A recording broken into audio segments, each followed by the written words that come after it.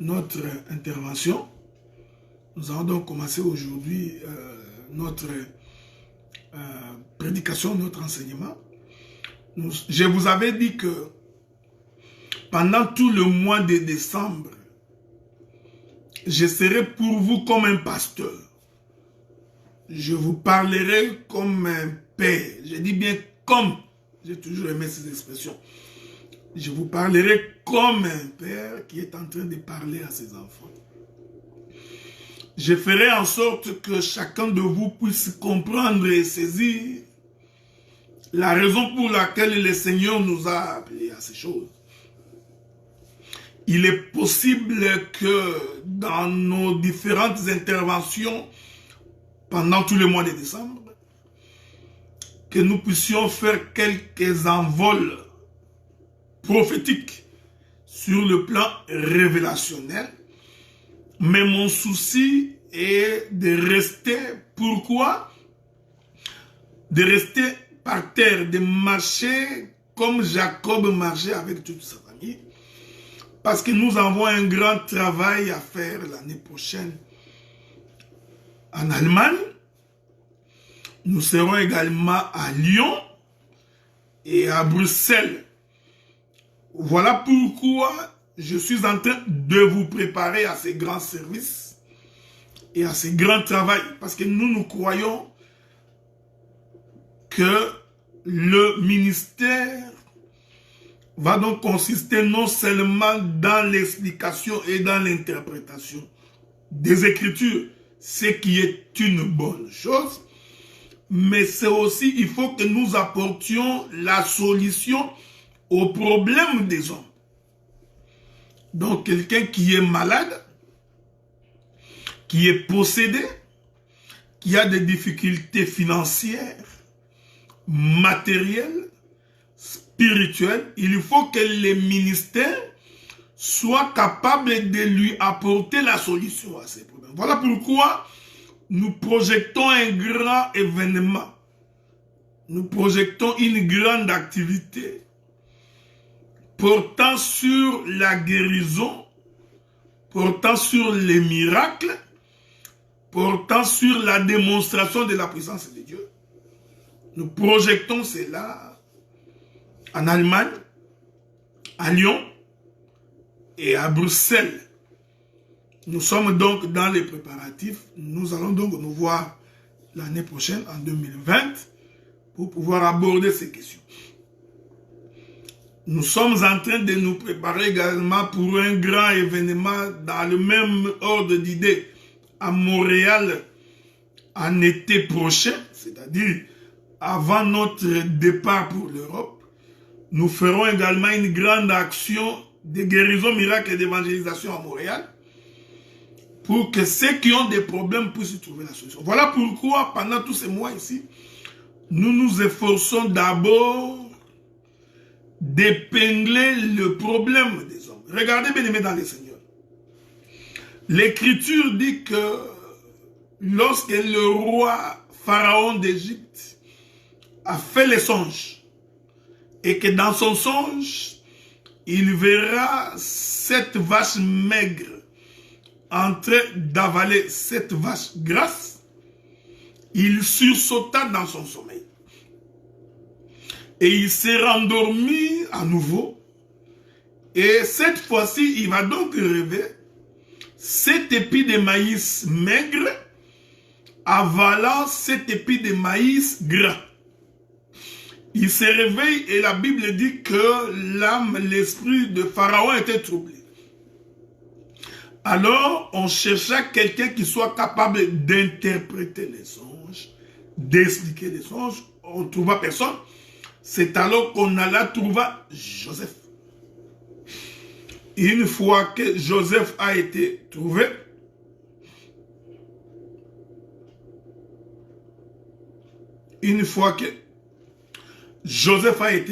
donc le bien-aimé Joseph viendra et il va interpréter les songes, expliquer les songes. Une fois qu'il a fini d'interpréter et d'expliquer les songes, il a fallu encore que Joseph donne de quelle manière l'on doit procéder pour échapper à la famine. C'est ça le ministère. Donc nous interprétons, nous expliquons les Écritures. Ensuite, nous apportons la solution au problème des hommes.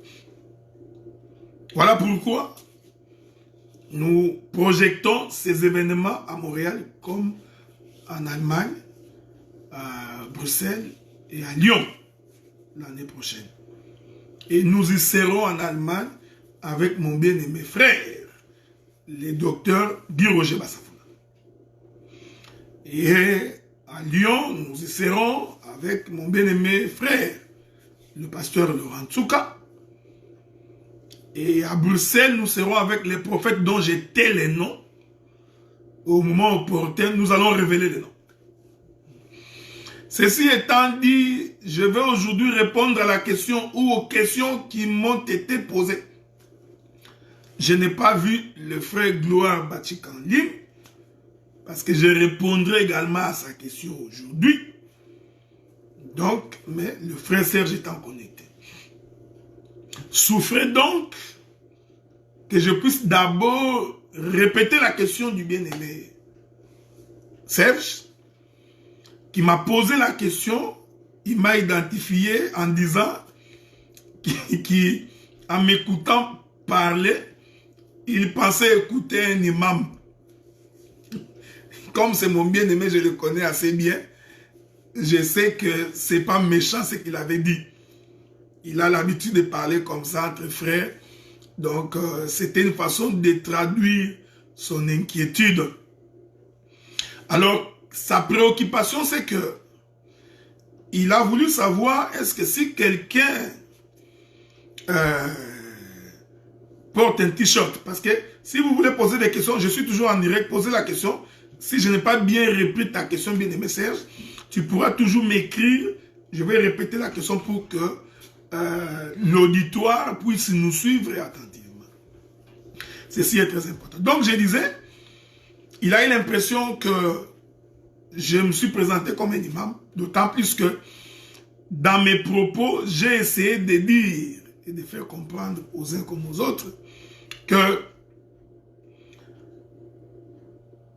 la nudité se comprend comme étant, selon le frère Serge, seulement les parties intimes de l'homme comme de la femme. Et à ce titre-là, j'aime bien les frères, il m'a pris une écriture dans les livres de Genèse. Nous allons lire cette écriture-là dans les livres de Genèse, avec votre permission, bien entendu. J'ai toujours été poli. Allons voir que nous dit les livres de Genèse, avec votre permission. Vous permettez, hein? Prenons les livres de Genèse.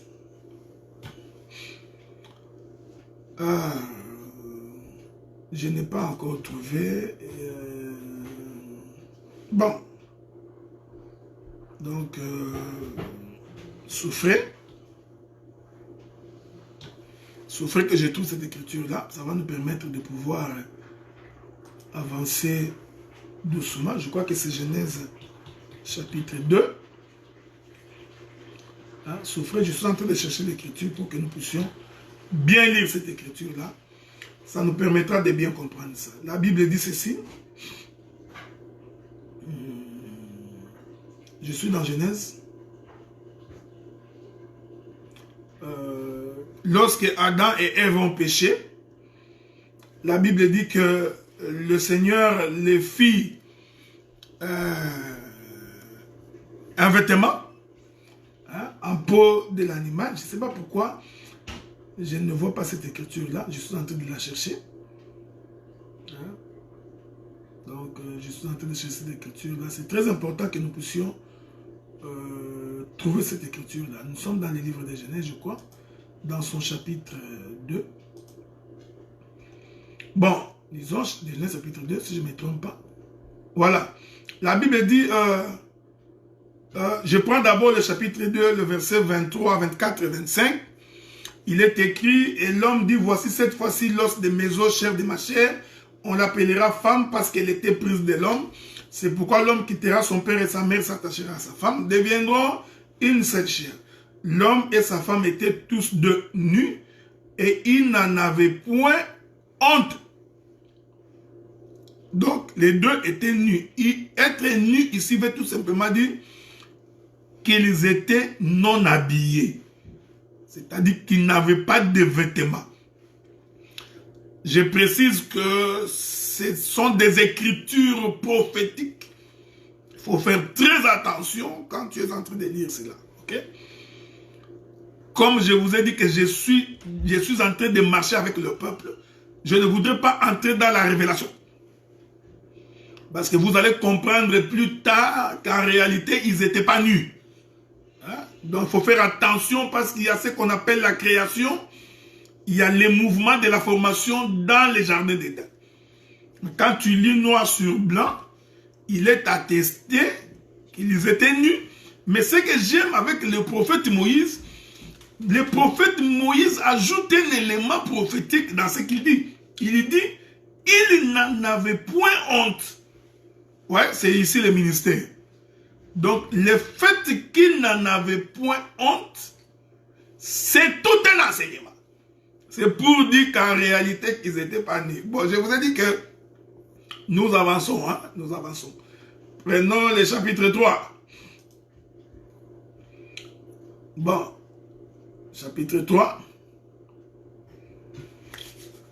Je vais lire le verset 9. Mais l'Éternel Dieu appela l'homme et lui dit, où es-tu? Il répondit, j'ai entendu ta voix dans les jardins, j'ai eu peur parce que je suis nu et je me suis caché. L'Éternel Dieu dit, qui t'a appris que tu étais nu? Donc nous comprenons avant que Adam et Ève ne mangent le fruit, quand bien même qu'ils étaient nus, mais ils ne savaient pas qu'ils étaient nus. Ouais, c'est ça le ministère, frère. C'est pourquoi je vous ai dit de faire très attention. Il faut faire très attention quand tu es en train de lire la Bible. Donc, Dieu en posant la question, il démontre à Adam qu'en réalité, avant qu'il ne mange le fruit, il n'était pas nu. C'est lorsqu'ils ont mangé, c'est comme ça que Dieu leur dit, mais qui t'a appris que tu étais nu? En d'autres termes, avant de manger le fruit, quand bien même que l'écriture noire sur blanc dit qu'ils étaient nus, pour Dieu, ils n'étaient pas nus. Ok? C'est très important de retenir cela. Il répondit, j'ai entendu. Je prends le verset 11. L'Éternel Dieu lui dit, qui t'a appris que tu es nu? Est-ce que tu as mangé l'arbre dont je t'avais défendu de faire? Bon, écoutez, vous connaissez l'histoire. Le diable, Adam répond, tout ça, vous comprenez ce que vous comprenez. Bon, je suis en train de continuer pour aller trouver l'écriture qui nous permet d'avancer. La Bible dit ceci. Bon, l'Éternel Dieu les chassa du jardin d'Éden, qu'il cultivait la terre d'où il avait été tiré. C'est ainsi qu'il chassa Adam et il mit à l'orient du jardin d'Éden les chérubins qui agitent une épée flamboyante pour garder le chemin. Bon, je vais rentrer quelque part. Je suis toujours dans le chapitre 3. Donc, la Bible nous précise que Adam et Ève, lorsqu'ils avaient péché, je voudrais vraiment trouver certaines écritures pour nous permettre de bien marcher. Genèse chapitre 3, je vais lire avec vous le verset 7. Les yeux de l'un et de l'autre s'ouvrirent. Ils connurent qu'ils étaient nus. Ayant cousu le feuille de figuier, ils en firent des ceintures. Hein? Je suis dans Genèse chapitre 3, le verset 7. Genèse chapitre 3, à partir du verset 7, c'est là où je suis en train de lire avec vous. Donc, quand ils ont fait les feuilles de figue, ils se sont couverts la ceinture. Ils ont mis ça comme une forme de ceinture pour couvrir leur nudité. La Bible dit, c'est alors qu'ils vont entendre la voix de l'Éternel parcourir les jardins. Je suis en train de chercher une autre écriture. Hein? C'est cette écriture-là que je voudrais trouver pour que nous puissions bien nous asseoir. Ok? Souffrez. J'espère que je trouverai cette écriture-là avec la grâce du Seigneur. Si Dieu nous prête vie. Je n'ai jamais l'habitude de bloquer des versets, mais je finirai bien par trouver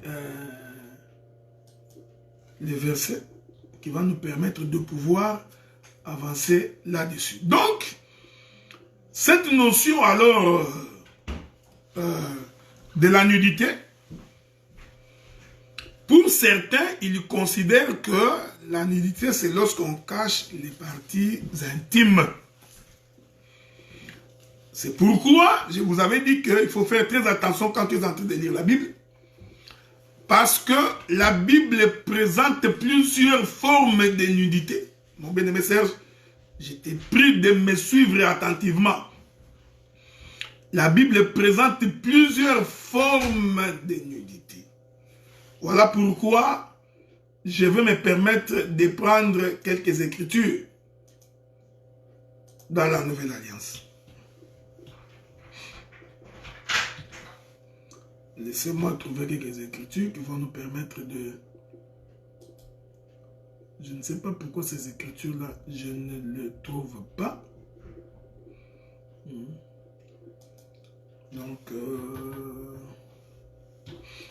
souffrez que je trouve cette écriture-là, ça va nous permettre de pouvoir...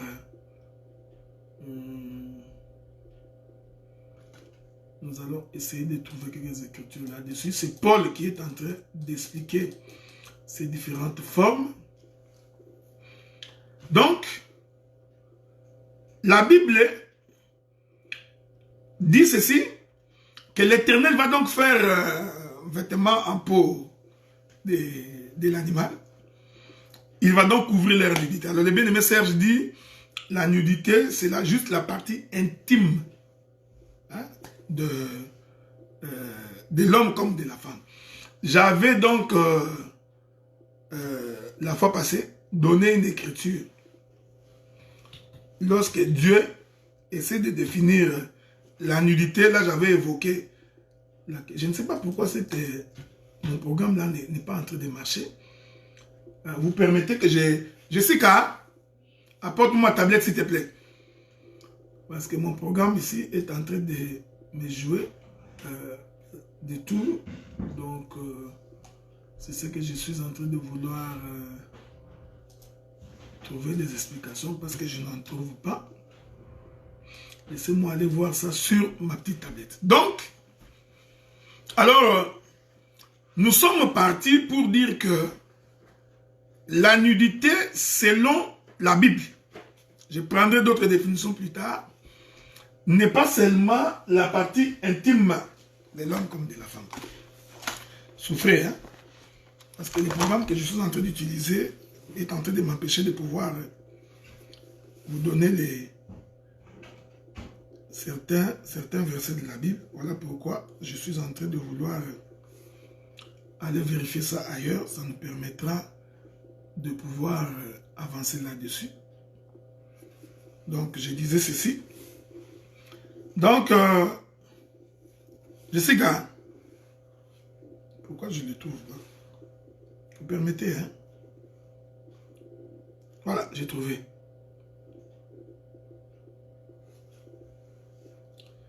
Donc, je disais que cette nudité-là, Dieu dit ceci.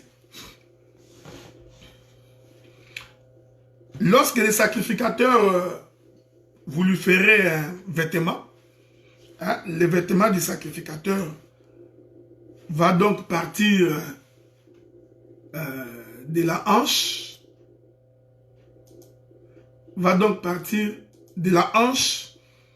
jusqu'au genou. Ça, c'est ce que la Bible dit. C'est comme ça que j'ai essayé de vous définir la notion de la nudité selon la Bible. La Bible dit, laissez-moi vous trouver cela, parce que c'est très important. Ça nous permettra de pouvoir avancer. La Bible dit ceci. Je suis dans le livre d'Exode, chapitre 28, le verset 42. Faites-leur des caleçons de lin pour couvrir leur nudité. Ils iront depuis les reins jusqu'aux cuisses. Donc, d'abord, selon les sacrificateurs, la nudité va commencer de la hanche jusqu'aux cuisses. Ok? C'est très important de retenir cela. Maintenant, laissez-moi ajouter d'autres petites écritures. Parce que c'est toujours important que nous puissions ajouter d'autres écritures. Parce que ça va nous permettre de bien vouloir comprendre ce que la Bible nous renseigne. Or, quand tu es en train de lire la Bible, il y a ce qu'on appelle dans la Bible les impudiques. Les impudiques. J'aime ça. Nous allons lire quelques écritures.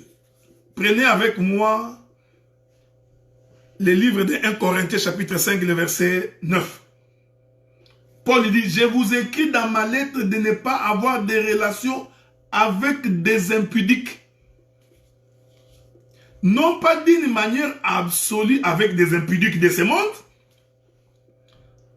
Verset 10. Ou avec les cupides et les ravisseurs, ou avec les idolâtres. Autrement, il vous faudra sortir du monde. Je continue. 1 Corinthiens chapitre 6, le verset 9. Ne savez-vous pas que les injustes n'hériteront point le royaume de Dieu? Ne vous y trompez pas. Ni les impudiques. Faites attention. Il faut faire une différence entre un impudique et celui qui commet l'impudicité. C'est deux choses complètement différentes. Parce qu'il y a beaucoup de gens qui font la confusion entre l'impudique et l'impudicité. Laissez-moi vous ajouter une autre écriture. Les impudiques, les infâmes, les voleurs, les menteurs, les parjures et tout ce qui est contraire à la saine doctrine. Or, que signifie un impudique? Un impudique, c'est celui qui n'a pas de pudeur. Je veux que vous me suiviez attentivement. Un impudique, ce n'est pas nécessairement celui qui va commettre un acte infâme avec un homme ou avec une femme. Ça, c'est l'aboutissement. Mais l'impudique, c'est celui qui manque de pudeur. Voilà. Ça, c'est la définition d'un impudique. C'est celui qui n'a pas la bienséance. Je vais vous ajouter quelques écritures là-dessus. C'est dans ce sens-là. C'est dans ce sens-là que nous avions abordé un certain nombre de faits. Quand vous prenez l'écriture de 1 Timothée chapitre 2 verset 9, je veux aussi que les femmes vêtues d'une manière décente, avec pudeur et modestie. Suivez-moi attentivement. Donc, quand on s'habille sans pudeur, en réalité, on est un impudique. Est-ce que vous suivez ça? Je vais encore ajouter des éléments parce que je vous ai dit que je suis en train de vous exhorter. Ok? Je suis en train de vous exhorter parce que mon souci est que vous puissiez comprendre comment les gens arrivent des fois à devenir, à s'enfermer dans la malédiction. Donc, parce que c'est pourquoi je suis en train d'attirer l'attention du bien-aimé Serge et les autres pour comprendre que nous avons plusieurs définitions de la nudité dans la Bible. Il y a une écriture où Paul dit, dans la souffrance, dans la disette, même dans la nudité. Cela ne veut pas dire que forcément que Paul était nu complètement, que ses parties intimes étaient dehors. Ce n'est pas ce que ça veut dire.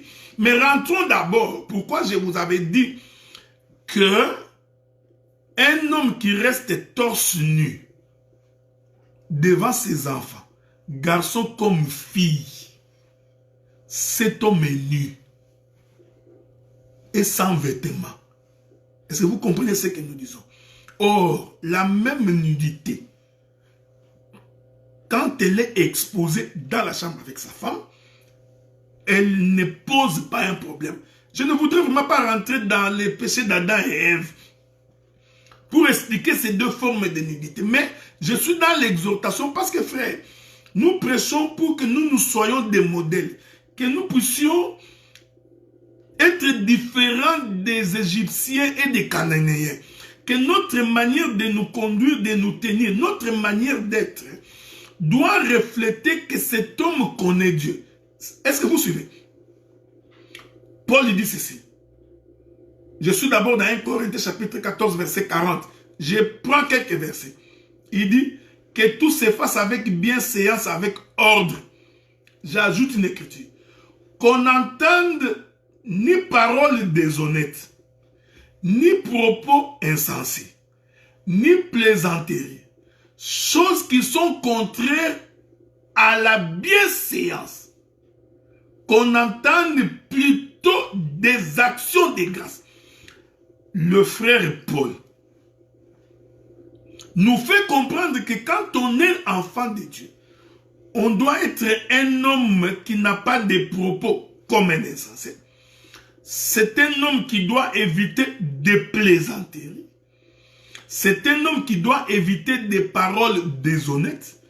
Et c'est un homme qui doit faire des choses qui ne sont pas contraires à la bienséance.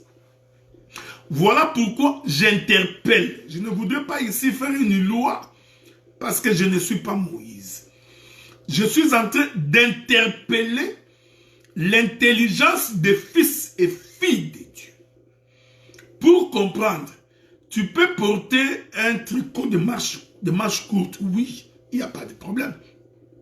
Mais si c'est que tu portes, la manière dont tu te présentes, porte atteinte à la pudeur. Vous comprenez? Donc, que je reste torse nu devant mes enfants, filles comme garçons, c'est un manque de pudeur. C'est ici que j'ai évoqué la notion de la nudité, parce que je vais venir plus tard pour parler de ces choses-là. Donc, c'est malséant. C'est important, je l'ai dit, pour que nous puissions vraiment bien nous faire saisir. Donc, même si tu es parent, tu es maman, père, c'est impudique. Ouais, parce que je vous ai dit qu'un impudique n'est pas nécessairement celui qui va coucher avec une femme sur le lit. Non, non. Un impudique, c'est celui qui manque de pudeur. Donc, lorsque nous voyons un frère qui porte un pantalon qui serre les fesses, un pantalon qui nous dessine les courbes de ses parties génitales, c'est un impudique. Vous comprenez? Un homme comme ça, la Bible dit qu'il ne peut pas hériter le royaume des cieux. Voilà pourquoi j'ai interpellé les fils de Dieu. Je descends là-bas, frère. J'ai interpellé les fils et filles de Dieu pour faire attention dans leur manière de s'habiller et de se tenir. Vous comprenez? Donc, une femme qui s'habille, les bouts de ses seins dehors, à la manière des hommes, ils trouvent que la femme n'est pas nue. Mais quand nous nous regardons avec l'œil de Dieu, nous comprenons qu'en réalité, elle est nue. Je suis en train de vous préserver de la révélation. Parce que l'écriture de Genèse, mon bien-aimé Serge, tu vas voir que Dieu la Bible dit, je suis en train de chercher l'écriture telle qu'écrit noir sur blanc. Si quelqu'un me la trouve, il peut me l'envoyer. L'écriture, quand Dieu fait porter la peau de l'animal à Adam et Ève. Mais, remarquez que, quand on lit noir sur blanc, les seins de la femme n'étaient pas couverts. Quand ils ont fait leur habit en feuilles de figue, ils se sont fait une ceinture pour couvrir les parties génitales. En d'autres termes, si on lit noir sur blanc, c'est que Ève était restée torse nu. On pouvait voir ses seins. Donc, si on essaie de comprendre cette écriture-là noir sur blanc, nous pouvons dire aujourd'hui qu'une femme dont les seins sont dehors n'est pas nue. Si la nudité ne peut se comprendre que comme étant le parti intime. Je suis d'accord avec vous que les parties intimes aussi font partie de la nudité. Ce qui est vrai. Mais, soyons spirituels pour comprendre que même les seins d'une femme exposée, c'est sa nudité.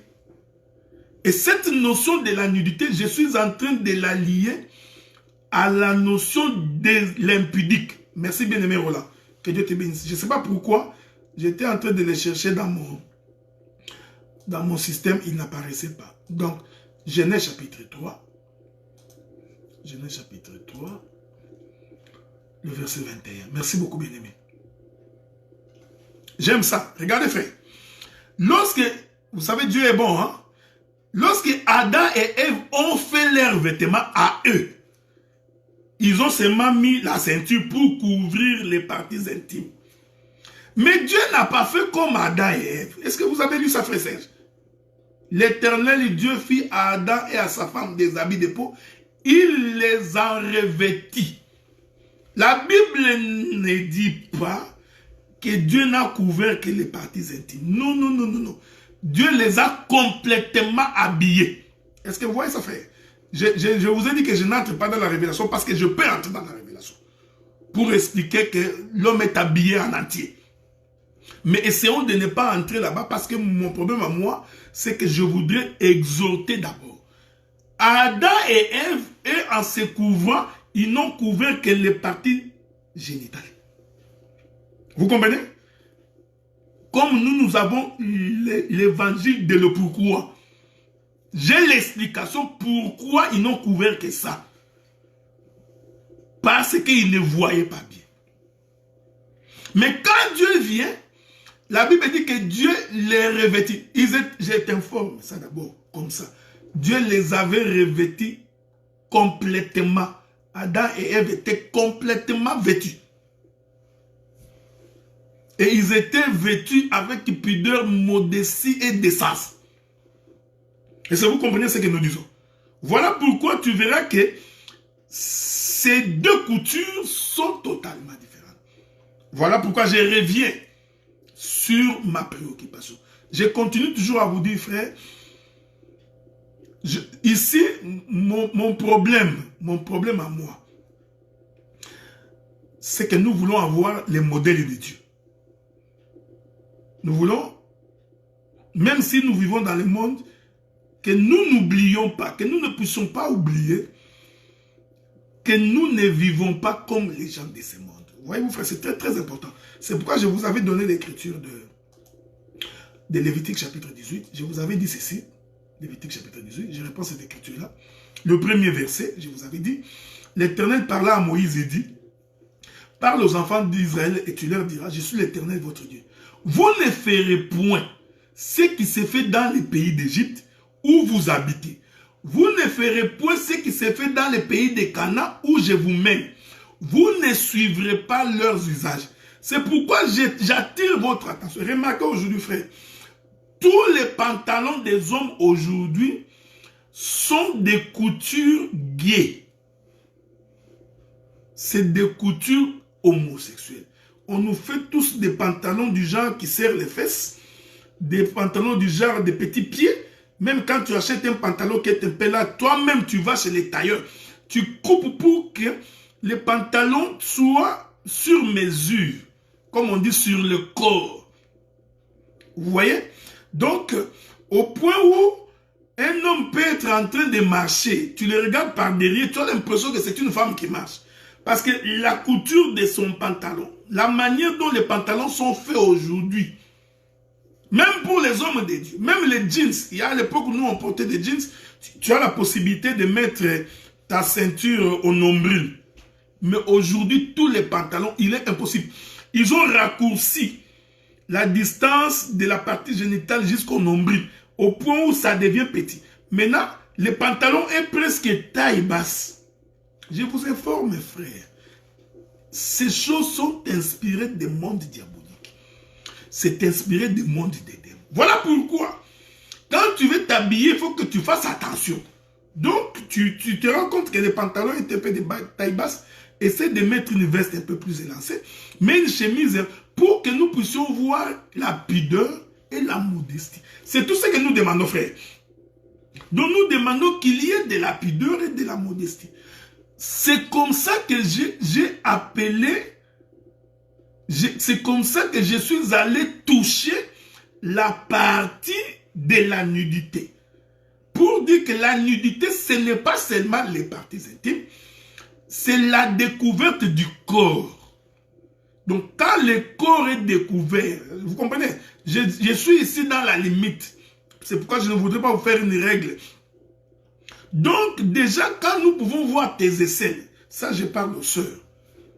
Quand une sœur s'habille avec des robes, des habits à bras cassés, hein?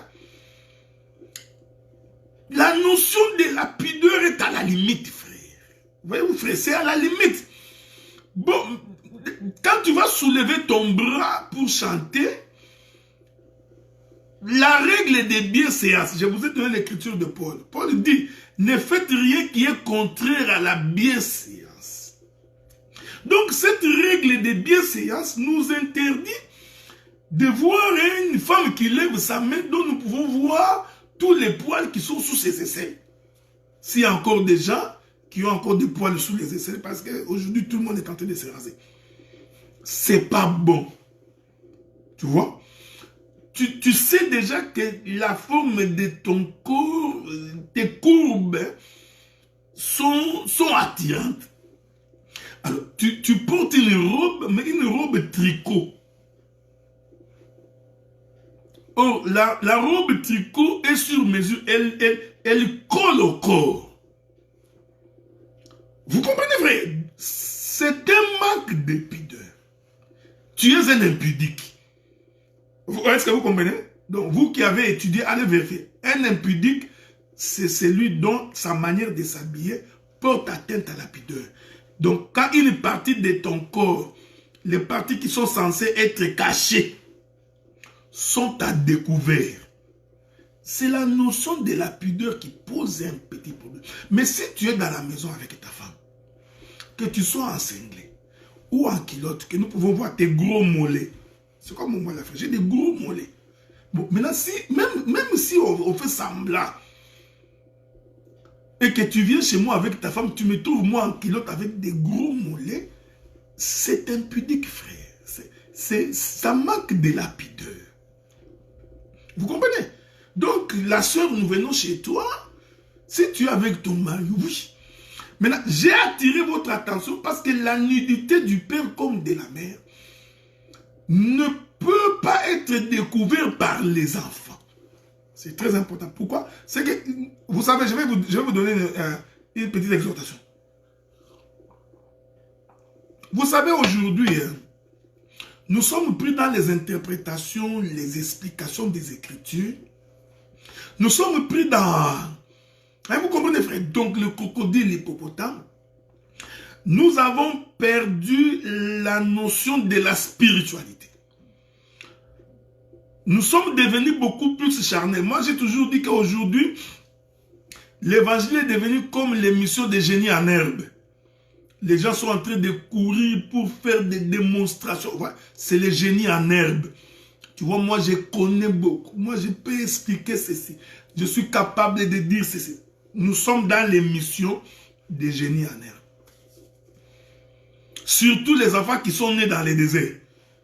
Parce que nous avons des enfants qui sont nés dans les déserts. Ces enfants-là qui sont nés dans les déserts n'ont jamais connu la circoncision. Ils n'ont jamais connu l'esclavagisme. Ils ne nous ont pas vu traverser la mer Rouge.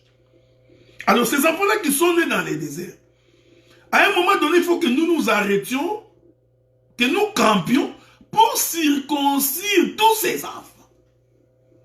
Voilà pourquoi vous allez voir dans cette génération, il y a des gens qui expliquent les Écritures, mais qui sont impolis. Il explique l'Écriture, mais il est irrespectueux. Il explique l'Écriture, mais il aime les péchés. Il explique l'Écriture, mais il vit les péchés. Ouais? Ce sont des enfants qui sont nés pendant la marche dans les déserts, qui n'ont pas traversé la mer Rouge. Ouais. Qui n'ont pas été baptisés par la mer Rouge. Ils sont nés dans les déserts. Des enfants comme ça. Il faut que nous campions. Maintenant, quand nous allons camper, nous allons couper les prépuces de tous ces enfants pour leur permettre d'entrer à Canaan. Est-ce que vous comprenez ce que nous disons, frère? Aujourd'hui, l'évangile est devenu comme une compétition de connaissances. Je vais encore vous dire une chose, frère. Les ministères, ce n'est pas racoler des versets. Parce qu'aujourd'hui, frère, vous savez, nous avons tellement de prédicateurs qui prêchent, des gens qui publient. N'importe qui peut prendre les versets ici, il y raccorde, il fait tout un grand texte, il publie. Les gens disent Amen. Ils pensent que cet homme était ministre. Ce n'est pas parce que tu écris bien, tu peux écrire, frère, tu peux prendre des versets, tu fais des concordances des versets, il est écrit, tu peux même répéter les autres prédicateurs. Tout ça, c'est bien, frère. Mais ce n'est pas ça le ministère. C'est pourquoi tu verras quelqu'un qui explique bien l'écriture. Tu trouves qu'il dit bien. Mais l'attitude, le comportement et la manière d'être, tu te rends vite compte que c'est un païen. Né pendant la marche dans les déserts. Non circoncis, on doit camper. Vous savez, je vais vous dire une chose, frère. Vous savez, en Israël, quand quelqu'un avait la lèpre, pendant la marche, on s'arrêtait, on va mettre la personne hors du camp. Israël ne va pas continuer la marche jusqu'à ce que la lèpre de cette personne va finir. Quand Israël avait quelqu'un qui avait... C'est ça l'amour. L'amour. Nous marchons ensemble, un frère a la lèpre. Nous arrêtons la marche. Nous prenons le frère, nous le mettons à côté. Les sacrificateurs mettent les frères à côté. Tout Israël va camper. Le sacrificateur sortira du camp pour aller voir. Quand la lèpre finit, nous remettons les frères dans les camps, nous continuons. Mais aujourd'hui, frère, il a la lèpre. On le met dehors, tout le monde l'applaudit, on continue. Non, frère, on ne peut pas continuer comme ça. Ça devient un désordre, frère. Ça devient un désordre. Vous ne pouvez pas continuer la marche comme si de rien n'était, alors que vous avez un lépreux que vous avez laissé à côté. Mais il va mourir. Voilà pourquoi j'insiste pour dire que l'évangile, ce n'est pas seulement les explications, les interprétations. Nous avons tout un mode de vie, toute une manière d'être. C'est pourquoi je vous avais dit, je n'ai pas honte de vous le dire, j'ai dit que je suis en train de former une génération des hommes et des femmes qui craignent Dieu, qui ont du respect, de la considération, qui n'ont pas des paroles déshonnêtes, qui ne sont pas des moqueurs, des gens qui ont la crainte de Dieu. Nous voulons cette génération-là. Une génération, même quand il n'est pas d'accord avec toi, mais il peut te parler poliment, en te faisant comprendre que non, bien-aimé Adela, sur cette question, moi je vois comme ça. Et moi je te dirais, moi je pense que c'est comme ça. Nous débattons en amour et ça ne crée pas l'animosité entre nous. Aujourd'hui, frère, il suffit seulement que tu aies un avis contraire avec un frère, ça crée en lui l'animosité. Il te haït. C'est ce que j'appelle moi les enfants qui sont nés dans les déserts. Ils sont nés pendant la marche. Non circoncis. Est-ce que vous comprenez ce que nous disons, frère? Regardez maintenant. Bien-aimé Serge. Je vois maintenant, tu comprends pourquoi j'avais dit c'est malséant. Vous voyez? Donc, il y a un manque de pudeur. Vous imaginez, moi, votre prédicateur, je viens à Paris, tu me loges chez toi. Je sors de ma chambre pour venir au salon chez toi, en culotte et en cinglet, parce qu'il fait chaud. Et que ta femme doit me voir, moi, avec un cinglet, avec une culotte. Je viens m'asseoir avec vous en train de regarder la télé. Honnêtement, frère, voyez-vous, c'est ma nudité que je mets dehors. Ou alors, je viens avec mon épouse sort. Est-ce que vous comprenez ce que je dis? C'est comme nous voyons aujourd'hui, l'épouse sort avec une robe de nuit. Quand tu regardes la robe de nuit, sa nudité transparaît. Hein? Donc, que voulais-je dire en bon français? Oui. Donc, sa nudité transpire dans sa robe de nuit. On peut distinguer ses fesses, ses parties génitales, seulement dans la robe de nuit. C'est impudique. Donc, vous comprenez ce que nous disons. Donc, voilà pourquoi j'ai dit, dans notre manière de nous tenir. Pourquoi j'insiste? Parce que lorsque l'enfant découvre cette nudité, spirituellement, il y a une malédiction sur l'enfant. C'est pourquoi Dieu avait interdit que l'enfant ne découvre pas la nudité de son père. Aujourd'hui, nous sommes étonnés. Nous-mêmes, à l'époque, on grandissait. Je n'ai jamais vu les sous-vêtements de mon père. Jusqu'à cet âge, jusqu'à ce que je suis arrivé comme ça, moi, je n'ai jamais vu les sous-vêtements de mon père. Mais aujourd'hui, nous avons des papas, tous les sous-vêtements dehors. Il est assis à l'église. Vous comprenez maintenant la difficulté que nous avons. On ne peut pas rester derrière un frère parce que des fois, on se dit, bon, on va voir l'entrée de ses fesses. La sœur est habillée en pantalon. La blouse qu'elle a portée, elle est très courte. Quand elle s'assoit, nous voyons l'entrée de ses fesses. Non, frère. C'est ce que vous... Bon, je m'excuse beaucoup, mais le bien-aimé Paul dit déjà comme ça, vous n'allez pas hériter le royaume. Il dit que vous êtes des impudiques. Est-ce que vous comprenez ce que nous disons? Hein? Je vais répéter cette écriture-là pour une bonne saisie. C'est ce qu'il dit. Je vous ai dit que je suis en train de vous exhorter, hein, donc je ne suis pas en train d'entrer dans les détails d'ordre prophétique. Parce que nous préparons tout un événement. Vous comprenez? Donc, c'est pourquoi la Bible dit, que je suis dans Hébreux chapitre 13, verset 4, que les mariages soient honorés de tous et les lits conjugales exempts de toute souillure, car Dieu jugera les impudiques et les adultères. Donc un impudique, c'est celui qui n'a pas de pudeur. Or, quand quelqu'un n'a pas de pudeur, il finira par... Est-ce que vous comprenez ce que nous disons? C'est spirituel, frère. Donc, quand déjà une femme a tendance à voir mon bras, il voit mon sein, il voit la partie de mon torse, vous voyez, je suis impudique. Ça va dans sa tête là, parce que c'est un humain. Il a la chair et le sang. Dans sa tête, il y aura des défilés. Donc, les défilés diaboliques vont déjà commencer à passer sur sa tête. On finira par l'adultère. Je vous l'ai dit, parce que lorsque nous toucherons les éléments de l'homme qui va avec l'homme, la femme va avec la femme, cela commence par une forme de promiscuité. Est-ce que vous comprenez ce que nous disons? Maintenant, je réponds à la question du bien-aimé Gloire Bachika et la question du frère Serge à propos de la plage. Maintenant, écoutez, frère. Je vous ai dit ceci. Relier la notion de la pudeur à la vie de la craintivité. C'est pourquoi je vous ai toujours dit que moi, quand je présente les choses, je ne voudrais pas te donner une loi. Ça va être très difficile pour toi. La plage n'est pas mauvaise. La plage en soi, ce n'est pas une mauvaise chose. Mais, par la notion de la pudeur, il faut te poser vraiment la question. Qu'est-ce que tu iras voir à la plage?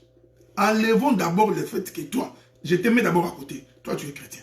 Tu vas à la plage. La plage n'est pas mauvaise. Tu trouveras à la plage des hommes et des femmes qui sont nus, à demi nus, frère. C'est ici que je suis en train d'interpeller votre intelligence. Tu es assis, toi et ta femme. Une autre femme avec des grosses fesses. Que tu as toujours rêvé dans ta jeunesse. Qui est en train de passer ta femme à côté. Que tu le veuilles ou pas, ton regard va être tourné. Je te demande d'être prudent, frère. C'est tout ce que je te demande. Je t'ai pris tout simplement d'être prudent. Ou alors, est-ce que nous pouvons pousser ces choses un peu plus loin? Tu vas dans la plage avec les frères et les sœurs de l'église. La femme du ministre. Ou les mamans, les femmes plus âgées. Parce que nous avons dans l'église les femmes qui sont plus âgées que nous. Et que ces femmes viennent à des minutes dans une plage. Je vais lire la question d'un frère qui m'a été posée ici.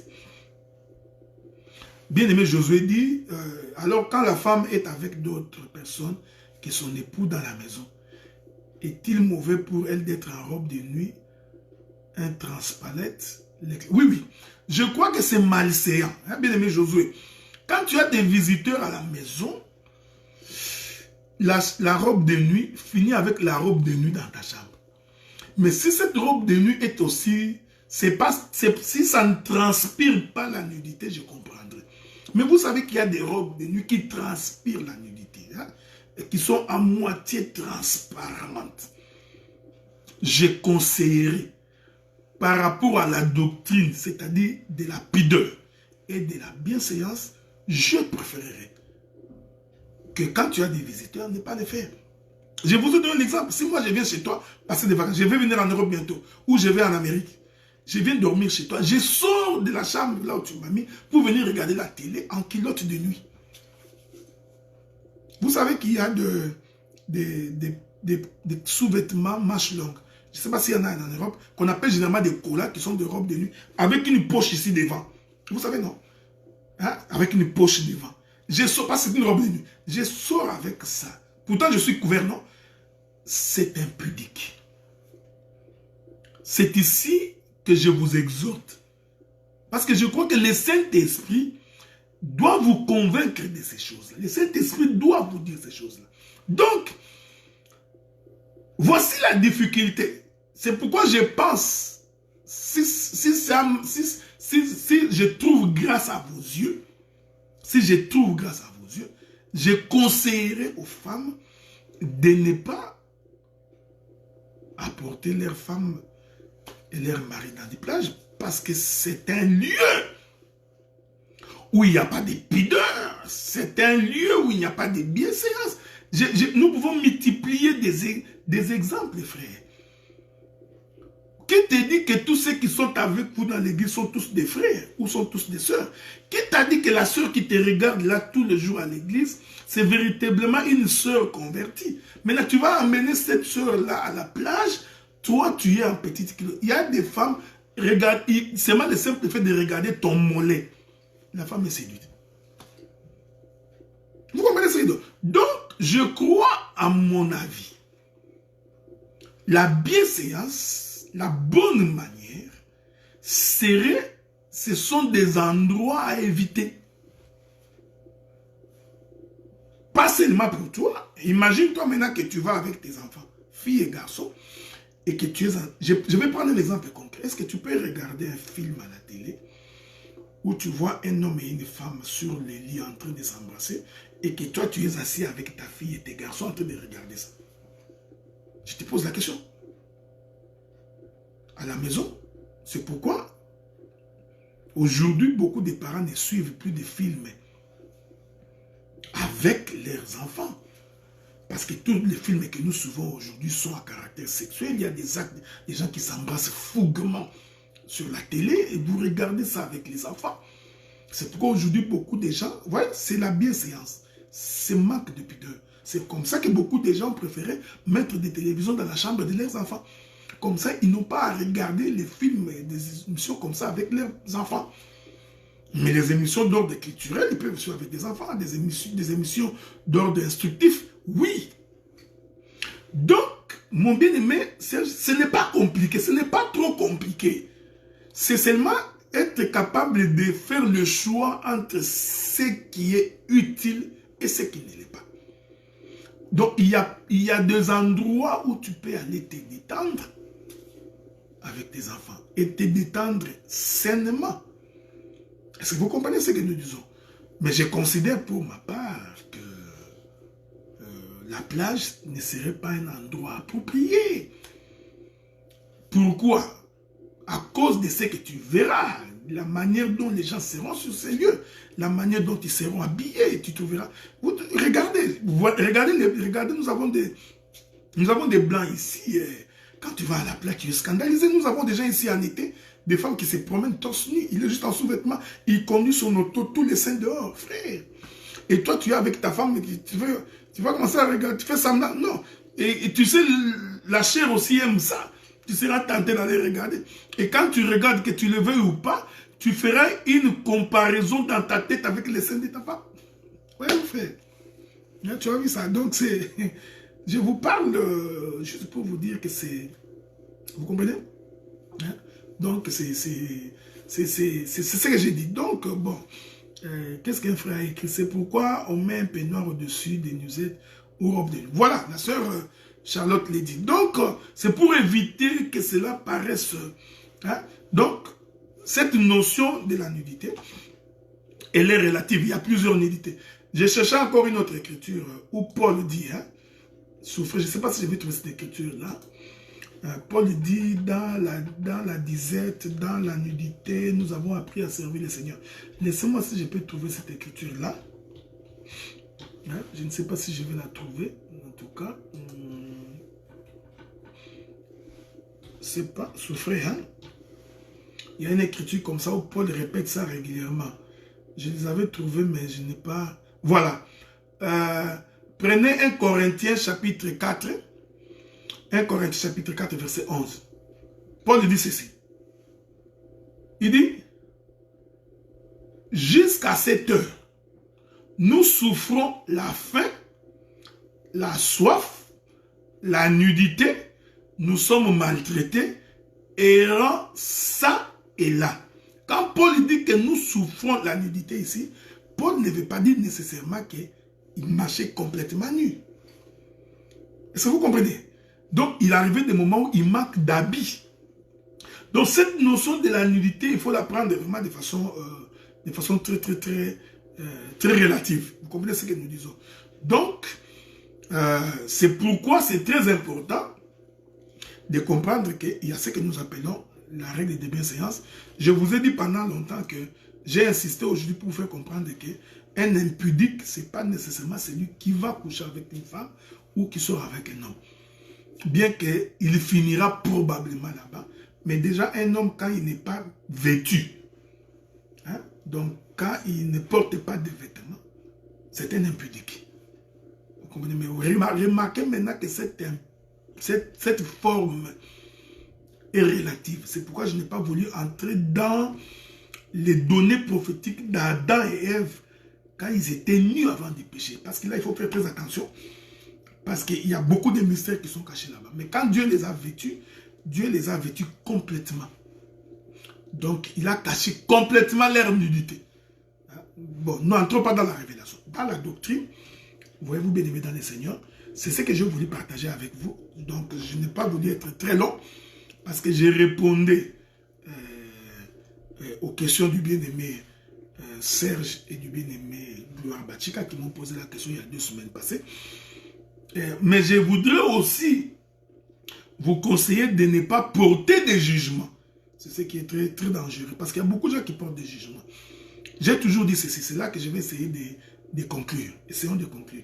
Vous savez, frère, nous sommes sortis de l'Égypte. Nous faisons une marche. Et la marche, elle est longue, frère. La marche est de 40 ans pour que nous arrivions à Canaan. Et dans cette marche, nous n'avons pas tous la même foi.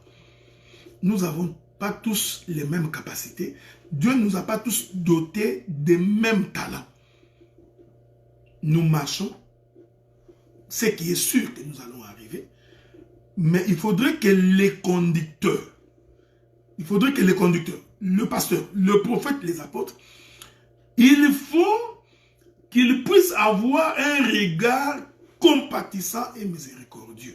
Je vous ai toujours dit que la bonne qualité d'un ministre, c'est toujours la compassion des âmes. Jésus a dit aux disciples, il pose la question à Pierre, Pierre, m'aimes-tu? Pierre dit, je t'aime Seigneur. Il dit, paie mes brebis. Il lui pose la question une deuxième fois. Et une troisième fois. Au point où ça a révolté Pierre. Pierre dit, mais tu le sais Seigneur. Jésus reprend et dit, paie mes brebis. Ce que je vous dis là est très important. Quand on est ministre de la parole, il faut avoir la compassion du peuple. Et cette compassion du peuple te permet d'avoir un regard miséricordieux et de considérer la marche de tout un chacun. Nous avons des frères qui sont très aptes et prompts, mais nous avons aussi des bébés. Nous avons aussi ceux qui sont encore faibles dans la foi. Voilà pourquoi un ministre de l'évangile, il doit être capable de rassembler tous ces gens, de les ménager pour que nous puissions tous arriver à Cana. C'est comme ça que j'interpelle les inspecteurs de Facebook. J'interpelle les Colombos des réseaux sociaux pour dire tout ce que tu vois dans nos différentes églises. Il faut faire attention pour porter un jugement. Parce que nous, en tant que conducteurs, nous faisons face à certains défis que nous devons relever, mais avec compassion et avec amour. Donc, nous avons la possibilité de comprendre les degrés de tout un chacun, de comprendre la foi de tout un chacun. Et moi, en tant que ministre de la parole, je sais qu'avec tel frère, je peux tenir un tel propos. Mais avec tel autre frère, dans les mêmes conditions, je ne tiendrai pas les mêmes propos. Il faut apprendre à faire cette différence-là. C'est très important. C'est pourquoi aujourd'hui, beaucoup de gens posent la question pourquoi je suis parmi les prédicateurs les plus aimés. C'est parce que je sais faire cette différence-là. Voyez-vous, frère, je sais supporter le faible pour les amener vers. Je ne porte pas de jugement hâtif. Vous comprenez, frère? C'est très, très important. Donc, c'est pourquoi le bien-aimé Moïse, avant de conduire le peuple, Dieu l'a d'abord fait passer 40 ans chez les Madianites, en train de paître les troupeaux de son beau-père. Donc Moïse, c'était un travailleur de son beau-père. J'ai toujours dit, si tu veux épouser une femme, il faut que tu sois le travailleur de son père. Ça, c'est l'évangile, frère. Donc quand ton beau-père te dit, va faire les champs de maïs, va faire les champs de maïs. Il dit, lave mes vêtements. Lave les vêtements de ton beau-père.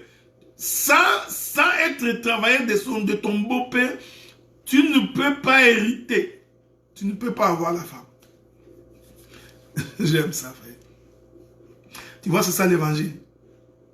Ça, là, il faut être un joueur pour expliquer ces choses. Donc, Moïse a été le travailleur de son beau-père.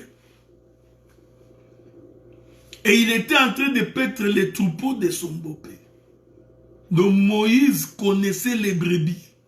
Il savait que cette brebis est têtue. L'autre brebis marche lentement. Celui-là, il va tout le temps manger à côté.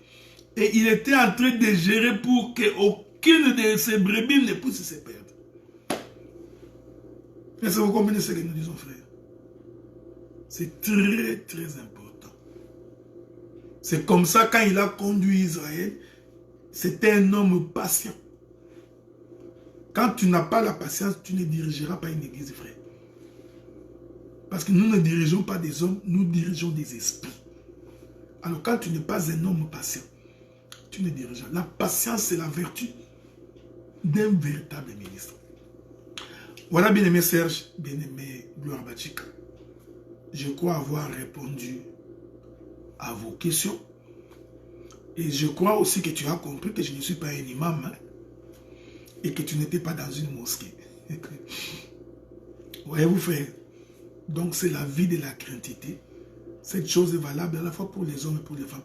Les jours où le Seigneur nous donnera la possibilité, je reviendrai sur la notion de la pudeur, de la décence et de la modestie. C'est très important. Maintenant, introduisons notre prédication de samedi prochain. Je vais juste donner les Écritures. Nous allons en parler le samedi prochain. Lévitique chapitre 18.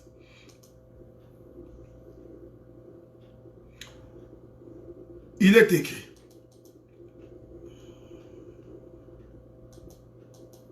À partir du verset 10, je descends. Je vous donne juste la lecture. On en parlera le dimanche prochain. Non, le samedi prochain. Parce que mon objectif, c'est d'aller démontrer comment les gens sont liés. Comment les liens de la malédiction a emprisonné beaucoup de jeunes frères et beaucoup de jeunes sœurs. Au point où ils sont entrés dans des mariages, ils ont des difficultés. C'est très important. Il est écrit, verset 10, Lévitique 18. Tu ne découvriras point la nudité de la fille de ton fils ou de la fille de ta fille, car c'est ta nudité. Donc, un grand-père qui va découvrir la nudité de sa petite fille. L'Éternel est contre ça. Verset 11. Tu ne découvriras pas la nudité de la fille de la femme de ton père. Ah! Nous comprenons que ta femme, ton père peut épouser une femme qui a déjà un enfant. Il n'y a rien qui surprend Dieu. C'est pourquoi j'avais dit qu'il faut faire attention quand tu parles, ou tu vois en Israël, on ne pouvait épouser que des vierges. Ne reste pas dans l'absolu. Tu auras des difficultés énormes quand tu conduiras les peuples. Tu ne découvriras pas la nudité de la fille de la femme de ton père. Née de ton père, c'est ta sœur. Donc j'épouse une femme qui vient avec un enfant. Est-ce que vous comprenez ce que nous disons? Et que moi aussi j'ai un enfant. Cet enfant-là, c'est la sœur de mon enfant. Donc nous avons des gens qui sont sortis avec les filles de la femme de leur père. Oh non, nous n'avons aucun lien. Ce n'est pas mon sang. Il n'y a rien entre nous. Faites attention. Verset 12 et 13 pour finir. Tu ne découvriras point la nudité de la sœur de ton père. C'est la proche parente de ton père. Tu ne découvriras point la nudité de la sœur de ta mère, car c'est la proche parente de ta mère. Doctrinalement, tu ne peux pas aller voir la cuisse de ta tante, maternelle ou paternelle. Non! Nous avons des jeunes garçons, quand nous étions encore au Congo, quand sa tante est en train de se lever, l'homme est en train de regarder dans les trous. Il va dans les trous de la douche. Vous connaissez les douches du Congo à l'époque, non? Il va dans le trou de la douche, il regarde pour voir la nudité de sa tante. Tu viens de t'attirer une malédiction. Aujourd'hui, tu te poses la question pourquoi beaucoup de tes affaires ne marchent pas. Tu te poses la question pourquoi telle chose n'avance pas. Tu n'as pas encore compris. Voyez-vous, tu n'as pas encore compris que ce que tu avais fait t'a attiré la malédiction. Et je vais démontrer dans ma marche qu'il y a des péchés pour lesquels, pour être délivré, il faut que tu confesses. Il faut que tu parles à un homme de Dieu. Voici ce que j'ai fait. Je toucherai les éléments des avortements, des choses comme ça. Nous avons des jeunes soeurs qui ont avorté, qui ont avorté. Aujourd'hui, ils sont mariés, ils ne conçoivent pas. Ils vont chez les médecins. Les médecins trouvent qu'il est correct. Ses ovaires sont sont normaux. Et ses ovules de bonne qualité, mais la femme ne conçoit pas. Parce qu'il y a des péchés qu'elle a commis, et ces péchés ont attiré la malédiction. On en parlera. Il y a des femmes comme des hommes qui ont couché avec des hommes des sciences occultes, des démons du monde des ténèbres, et il y a emprise diabolique sur son âme sans se rendre compte. Ce sont des choses que je voudrais que nous parlions parce que nous ferons des véritables prières de délivrance en 2020 au regard de tous ces éléments-là. J'ai fini par le verset 13. Tu ne découvriras pas la nudité de la sœur de ta mère, car c'est ta proche parente de ta mère. Même si ta tante maternelle est moins âgée que toi, ce n'est pas ton ami. Voyez-vous, tu ne peux pas aller toucher son sein, toucher ses fesses. Ces choses-là, c'était la pratique des Égyptiens et des Cananéens. L'Éternel Dieu t'interdit de le faire. Voilà, bien aimé dans le Seigneur. Vous avez été nombreux, comme d'habitude, à nous suivre ces samedis. Laisse que le Dieu du ciel puisse vous bénir, qu'il vous garde et qu'il vous protège. Nous allons nous fixer rendez-vous pour les samedis prochains. Je vous ai dit que tous les mois de décembre jusqu'en janvier, j'ai fait la pastorale. Hein? Ouais, je parle comme un pasteur. Ça permet également... oui, bien-aimé, bien-aimé à Tipo, tu peux poser ta question. Pose ta question, je vais répondre. Donc, ça permet également que vous compreniez comment parle un pasteur. Parce que les gens sont tellement habitués à écouter les docteurs. Ils pensent que toute la Bible, c'est seulement des révélations. Voilà pourquoi je descends pour que vous compreniez que nous avons aussi la maîtrise pastorale. Nous pouvons aussi parler comme un pasteur. Nous pouvons aussi parler comme un évangéliste. Vous allez, que le Seigneur nous aide, on en parlera si le Seigneur nous permet. Bien aimé, Atipo, est-ce que tu peux poser ta question? Ça va conclure notre émission d'aujourd'hui. Donc, je suis en train d'attendre ta question. Une fois que tu auras posé cette question-là, je crois que nous pourrons conclure l'émission. Donc je t'ai pris donc de bien vouloir poser ta question, si c'est possible. Comme ça, ça nous permettra de pouvoir avancer. Donc, voilà, j'attends la question du frère. Et je crois que nous pourrons alors conclure l'émission. Je ne voudrais pas quitter ici avant que le frère n'ait posé sa question. Voilà, voici la question du frère. Est-ce que la présentation des nouveau-nés dans nos assemblées est-il possible de nos jours? Une très très belle question. Et je ne pense pas que la présentation, je réponds à la question, la présentation des nouveau-nés dans nos assemblées, quand vous en faites une tradition et une coutume, c'est que vous n'avez pas compris les Écritures. Certains ont toujours prétendu, tu vois, Jésus, on était venu le présenter au temple. Faites attention, parce que la présentation de Jésus au temple, c'est une autre question. C'est une autre portée. C'est quelque chose de très profond. Le jour du Seigneur nous permettant, nous reviendrons, parce que cette présentation de Jésus, c'était tout un enseignement. Et vous allez lire toute votre Bible. C'est la seule fois qu'on a présenté un enfant à l'église. Vous comprenez ce jour. Et puis Siméon et Anne attendaient spécialement ce jour-là pour prendre Jésus entre les mains. Voyez-vous. Et si tu suis la prière de Siméon, tu vas te rendre compte que si Marie pouvait écouter ça, charnellement, ça devait énerver Marie. Je voudrais dire ceci, bien aimé dans le Seigneur. Présenter les bébés dans l'église, si ça devient une tradition, comme une coutume du genre, il faut qu'à tous les bébés qui naissent doivent être présentés à l'église. Nous comprenons que vous êtes dans le sacerdoce de Moïse. Même dans Moïse, ce n'était pas le cas. Voyez-vous? Donc, je viendrai plus tard, parce que la Bible dit que quand une femme aura accouché, il gardera autant de jours de sa menstruation pendant que les sangs sont en train de couler. Après 30 jours, ça on en parlera une autre fois, c'est tout un enseignement. Mais, Si pendant que tu as accouché et que nous, les serviteurs de Dieu, nous venons dans l'hôpital te visiter et qu'à l'hôpital, nous prions pour ton enfant, c'est suffisant, frère. Pourquoi voulez-vous en faire une cérémonie? Si pendant que nous sommes venus te visiter à la maison, et que pendant cette visite à la maison, nous prions pour ton enfant, il n'y a pas de problème. Si tu as une offrande d'action de grâce à donner pour remercier le Seigneur, tu pourras également les donner pendant que nous sommes chez toi à la maison. Ce n'est pas un mauvais.